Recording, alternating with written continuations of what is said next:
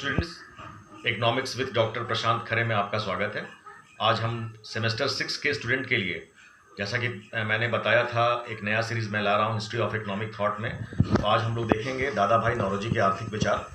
History of economic thought में आप लोगों को इंडियन इकोनॉमिक थॉट में 3 पोर्शन पढ़ना है: दादा भाई नौरोजी, महादेव गोविंद रानाडे और महात्मा गांधी के आर्थिक विचार।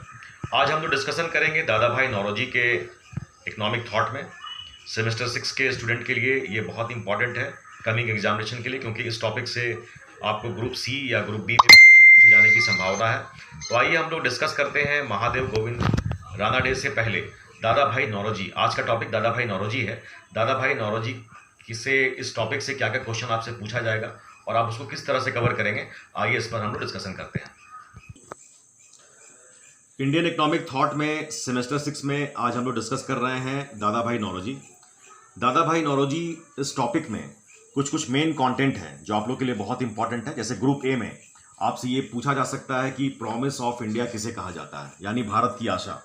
तो प्रॉमिस ऑफ इंडिया कहा जाता है नौरोजी को, दादा भाई नौरोजी को। और दादा भाई नौरोजी को प्रॉमिस ऑफ इंडिया कहा था प्रोफेसर ओलेवा ने। तो ये बहुत इंपॉर्टेंट लाइन है, इसको आप नोट डाउन कर लीजिएगा, या हो सके तो आप स्क्रीनशॉट भी ले सकते हैं। इसमें मेन कंटेंट फिर है कि नौरोजी जिस समय लंदन गए थे, तो लंदन में उन्होंने लंदन इंडियन सोसाइटी की स्थापना की थी। और इसका मुख्य उद्देश्य ये था कि भारतीय छात्रों को इकट्ठा करके उनको ये बताना कि भारत की जो समस्या है, पॉवर्टी की समस्या, गरीबी की समस्या, बेरोजगारी की समस्या, उसके पीछे रीज़न क्या है। दादा भाई नौरोजी के बारे में एक चीज़ बता दें कि इनका जन्म मुंबई में हुआ था 1825 में, और एक मुंबई में के नासिक में हुआ था, और एक गरीब पारसी परिवार में ये पैदा हुए थे। बचपन में ही इनके फादर का डेथ हो चुका था, तो परिवार की सारी जिम्मेदारी इनकी माँ पर थी। लेकिन ये बचपन से ही पढ़ने में काफ़ी तेज़ थे, इसलिए इन्हें प्रॉमिस ऑफ इंडिया कहा गया प्रोफेसर ओलेवा के थ्रू। फिर देखते हैं, इनकी एक किताब पब्लिश हुई थी 1901 में, जिसका नाम है poverty and un British rule in India. ये काफ़ी इंपॉर्टेंट है और कई एक बार एग्जामिनेशन में पूछा भी गया है। तो इस किताब के लिए आप इसको अंडरलाइन कर लीजिए, poverty and un British rule in India. ये 1901 को पब्लिश हुई थी। ये दादा भाई नौरोजी की किताब बहुत पॉपुलर हुई, और इसी किताब में इन्होंने अपने इकोनॉमिक थॉट्स को बताए थे। इनके इकोनॉमिक्स थॉट पर आपसे क्वेश्चन ग्रुप सी में ये पूछा जा सकता है कि दादा भाई नौरोजी के आर्थिक विचारों की समीक्षा करें। तो आप इस तरह से पहले पॉइंट्स को आप असेंबल कर लेंगे। आपकी सुविधा के लिए मैंने इस पॉइंट्स को यहाँ लिख दिया है। जैसे कि पहला पॉइंट्स है problem of poverty in India, यानी कि भारत में गरीबी की समस्या। नेक्स्ट पॉइंट है कॉजेज ऑफ पॉवर्टी, यानी गरीबी के कारण। फिर है the drain theory. The drain theory काफ़ी पॉपुलर है, और इस थ्योरी में उन्होंने धन निकास का सिद्धांत या बहिर्गमन अथवा निकास का सिद्धांत जिसे कहा जाता है, उस पर चर्चा की थी। फिर है क्रिटिसिज्म ऑफ ब्रिटिश रूल, यानी ब्रिटिश शासन की आलोचना भी उन्होंने किया था। और lastly national income in India, यानी भारत की राष्ट्रीय आय। तो ये इनके 5 मेन कंटेंट है आर्थिक विचार में। इन्होंने इन्हीं सब बातों को रखा था। Problem of poverty in India में उन्होंने ये बताने का प्रयास किया था कि भारत में गरीबी की समस्या किस तरह से फैली हुई है। उसके लिए ब्रिटिश शासन जिम्मेदार है। ब्रिटिश शासन सिर्फ और सिर्फ रॉ मटेरियल के लिए भारत का यूज़ करती है, और भारत की बेरोजगारी, भारत की एग्रीकल्चर पर कोई भी ध्यान नहीं दे रही है। तो इस पॉइंट्स में आपको इन्हीं सब चीज़ों के बारे में बताना है। फिर है कॉजेज ऑफ पॉवर्टी, यानी गरीबी के कारण क्या थे। गरीबी के कारण पर भी नौरोजी ने इन बातों को रखा कि भारत में गरीबी के पीछे यहाँ की कृषि की काफ़ी स्थिति दयनीय थी। उस समय का एग्रीकल्चर डेवलप नहीं था, बेरोजगारी फैली हुई थी, और उस समय ब्रिटिश पीरियड में हमेशा अकाल या सूखा हमेशा पड़ता था, और ब्रिटिश सरकार कभी भी इस ओर ध्यान नहीं दिया। तो इन्हीं सब बातों की चर्चा आपको कॉजेज ऑफ पॉवर्टी में करनी है।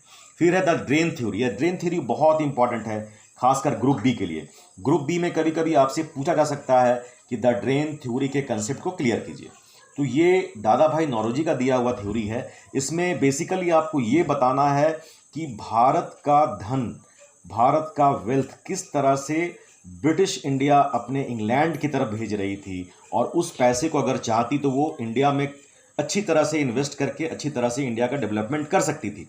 लेकिन उन्होंने सारे धन को भारत से बाहर भेजा, ड्रेन थ्योरी यही चीज़ है। इसी के बारे में आपको डिटेल्स में अगर ग्रुप बी में पूछेगा तो आपको इसमें बताना है। फिर है क्रिटिसिज्म ऑफ ब्रिटिश रूल, यानी कि ब्रिटिश शासन की आलोचना उन्होंने की थी, कि ब्रिटिश शासन की आलोचना में उन्होंने ब्रिटिश संसद में इस बात को उठाया था कि यहाँ पर व्यापारियों को शासन में, प्रशासन में अच्छी मात्रा में शामिल किया जाना चाहिए, लेकिन इन्हें शामिल नहीं किया जाता है। और भारत में जितने भी ब्रिटिश वाले लोग जो काम कर रहे हैं उनको आफ्टर रिटायरमेंट पेंशन अगर मिल रहा तो वो पेंशन उनको बंद कर देनी चाहिए, क्योंकि भारत से ही वो धन ले जाते हैं। तो इन सब बातों की चर्चा आपको क्रिटिसिज्म और ब्रिटिश रूल में करनी है। फिर है नेशनल इनकम ऑफ इंडिया। दादा भाई नौरोजी पहले भारतीय थे जिन्होंने राष्ट्रीय आय के संदर्भ में, भारत के संदर्भ के राष्ट्रीय आय के संदर्भ में उन्होंने इस बात को रखा। 1867 यानी 1867 से लेकर 70 के बीच में मुंबई प्रेसिडेंसी में उन्होंने ये बताया कि यहाँ पर प्रति व्यक्ति आय जो है वो मात्र 20 रुपये है, जबकि हर एक भारतीयों को जीवित रहने के लिए 34 रुपीज़ की ज़रूरत है। ये बहुत बड़ा कंसेप्ट उन्होंने क्लियर किया। तो नेशनल इनकम के बारे में उन्होंने जिस तरह से बात किया, ये दादा भाई नौरोजी का बहुत बड़ा अचीवमेंट था। तो इन्हीं सब बातों को आपको इकोनॉमिक थॉट में रखना है। अब इंपॉर्टेंट फैक्ट में देख लीजिए, जो आपको बहुत नट सेल में समराइज रूप में मैंने यहाँ लिखा है, जो आपके एग्जामिनेशन में काफ़ी इंपॉर्टेंट है, जो आपसे पूछे जा सकते हैं। जैसे दादा भाई नौरोजी के आर्थिक विचारों का केंद्र बिंदु क्या था, यानी जो उनके इकोनॉमिक थॉट थे उसका सेंटर पॉइंट क्या था, वो था पॉवर्टी यानी गरीबी। फिर नेक्स्ट देखिए, दादा भाई नौरोजी के अनुसार भारत के नागरिकों की औसत आय क्या थी, ये 20 रुपीज़ थी उस समय के आधार पर। इसी के आधार पर उन्होंने नेशनल इनकम को भी दर्शाया था। फिर दादा भाई नौरोजी का ये प्रश्न आपसे पूछा जा सकता है कि दादा भाई नौरोजी को बंबई विश्वविद्यालय में डॉक्टर ऑफ लॉ की डिग्री कब मिली, ये 1916 में मिली थी। फिर उसी तरह से देखते हैं कि राष्ट्रीय आंदोलन का बाइबल किसे कहा जाता है, तो ये इनकी किताब थी जो 1901 में पब्लिश हुई थी, poverty and un British rule in India. इस किताब को ही राष्ट्रीय आंदोलन का बाइबल कहा जाता है। ये बहुत इंपॉर्टेंट क्वेश्चंस है, इसलिए इसको आप अच्छी तरह से देख लीजिएगा। फिर क्वेश्चन कभी कभी ये भी आपसे पूछा जा सकता है कि grand old man of India किसे कहा जाता है, तो ये दादा भाई नौरोजी को कहा जाता है। ये काफ़ी बार क्वेश्चन पूछा गया है, इसलिए ये भी बहुत इंपॉर्टेंट लाइन है, इसको आप अच्छी तरह से देख जाइएगा।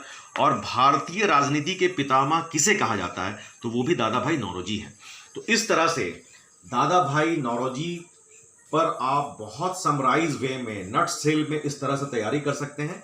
और इन सभी का आप चाहें तो स्क्रीनशॉट भी ले लें, जिससे आपको समझने में काफ़ी सुविधा होगी। तो नेक्स्ट मैं वीडियो लेकर आऊँगा राणा डे पर, महादेव गोविंद राणा डे पर, जिसके इकोनॉमिक थॉट पर हम लोग डिटेल्स में चर्चा करेंगे। Thank you.